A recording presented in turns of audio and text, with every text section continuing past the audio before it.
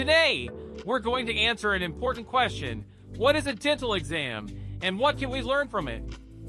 A dental exam is a checkup of your teeth and gums performed by a dentist. It's usually recommended to have one every 6 months. But what exactly happens during this visit? First, the dentist or dental hygienist will clean your teeth, removing any plaque or tartar. Then, they'll inspect your mouth for any signs of cavities, gum disease, or other oral health issues. Sometimes, they'll take x-rays to get a better view of your teeth and jaw. This helps in identifying problems that aren't visible to the naked eye, like cavities between teeth or issues with the jawbone.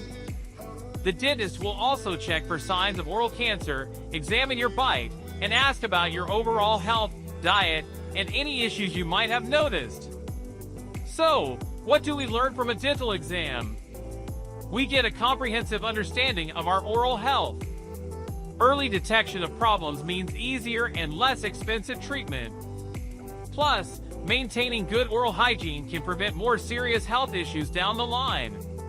Don't skip your next appointment.